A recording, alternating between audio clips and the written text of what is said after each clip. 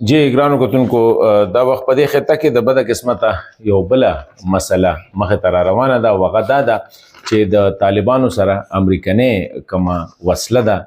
ډونلډ ټرمپ یعنی د امریکې صدر په هغې باندې ډېر زیات سنجیده دی. اوس به ګورو دا چې مخکې کله د طالبانو دوره وه نو په هغه وخت کې خو د القاعدې د وجې نه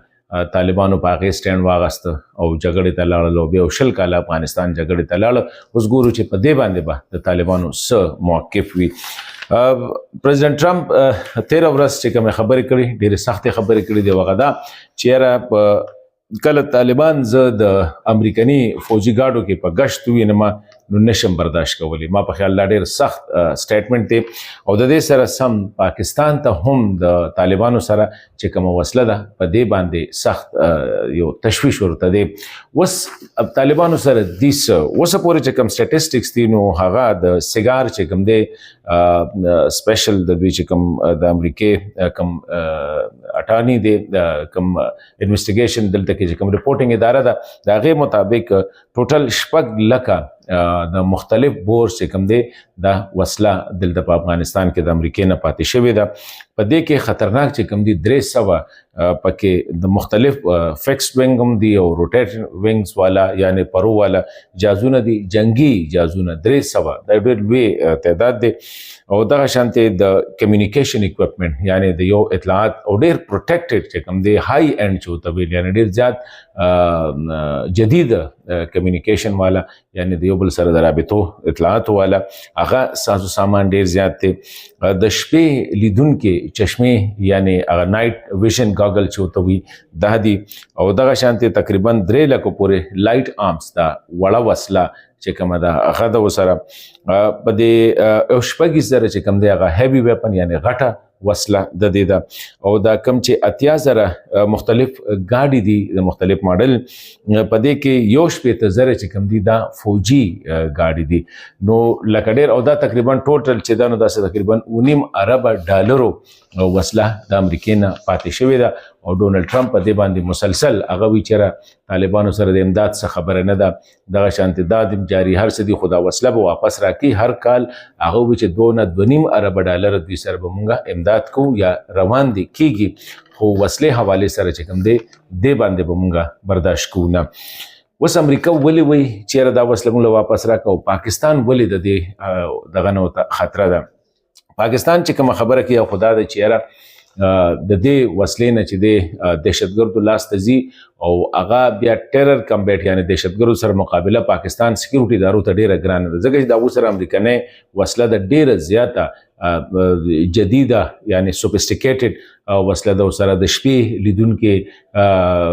سیزونه دي ورسره یعنی ګاګلز دي ورسره او دغه شانتې لانګ رینج سنایپرز لکه په کیلومیټر لرې چې کوم دی سنایپرز دي ورسره چې د هغې پته هم نه لګي او د اکثر زموږ چې کوم فوج یا د پولیس اهلکار شهیدان کېږي نو هغه هم د دې سنایپرز په ذریعه باندې نو پاکستان ته د هغوی سره مقابله ډېره زیاته ګران ده. اوس پاکستان سره دا هم یره ده که دا نوره وسله د دوی لاس ته راغله لکه که جهازو سره راغې که ډرونو سره راغې یا که دا نور د بایومټریک یا د کمیونیکیشن دا سیستم دی دا ورسره راغې نو دا خو به ډېره زیاته ګرانه شي. امریکې سره چې کومه یره ده هغه یو خو دا ده چې دا د امریکې وسله ده هغوی وایي چې دا موږ واپس راکړي خو بله دا ده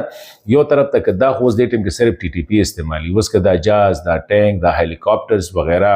یا دا نایټ ویژن ګاګلز وغیره دا القاعدې ته لاړل یا داعش ته لاړل دولت اسلامیه ته نو هغه به ډېر لوی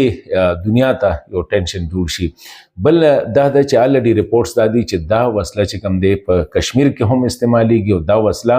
په غزا کې هم استعمالیږي لکه مختلف ځایونو کې چې کوم دا حالات خراب دي په هغې کې هم د امریکې دا وسله چې کوم افغانستان کې ته پاتې ده دا استعمالیږي. بل امریکې سره یره دا ده که چېرې د دې کمیونیکیشنز او زموږ دا جازونه او زموږ دا ټول وسله د چین په لاس باندې ورلله د ایران په لاس باندې ورلله یا پاکستان ترکیې یا نورو ملکونو په لاس هغوی به د دې نه کاپي هم جوړه کړي او دا به د هغوی هغه زموږ ته چې کوم ایج حاصل دی هغه به هم ختم شي. اوس طالبان څه کوي آیا طالبان که چېرې امریکې دباو سیوا کیږي ډېر زیاتېږي نو بیا به طالبان هغه سټینډ اخلي ځکه چې اکثر خلک اوس یاره طالبان ډېر بهادر دي او دوی خو دا نه کوي او دا نه کوي که نه دوی به د ملک او د دغه مفاد ته ګوري چې یاره خدای دې نه کړي چې افغانستان یو بل جنګ ته لاړ شي نو ډېر یو سچویشن داسې دی طالبانو دپاره هم یو ډېر خطرناک غونته کې پوزیشن دی که نه ورکوي نو هم خطره ده که ورکوي نو لوکل خلک وایي څنګه تاسو جنګ ګټلی دی تاسو جنګ ګټلی دا خو مال غنیمت دی نو مال غنیمت یې ستاسو نه څنګه وړه نو لکه دا ډېرې خبرې دي دغه کیش 22 سچویشن دی بله هم دغه دا دی د تورخم بارډر چې کوم دی د تیرو څلورو بلکې څلور ورځونه چې کوم دی هغه بند دی ډېر لوی نقصان روان دی هغې غاړې ته په 2.5 زره ټرکونه ولاړ دي دې غاړې ته 2.5 زره ټرکونه ولاړ دي خو د دې نه علاوه ډېر زیات خلک چې کوم دی هلته کې په ډاکه باندې شپې کې ویزو له راغلي دي لکه ویزې ورسره دي بارډر ته راغلي دي څوک د دې غاړې واپس ځي اول ته کې چې کوم دی په ډېره وړه خبره لکه ته دغلته دیوالو وخه زه به دلته دیوالو په هغې باندې جګړه ده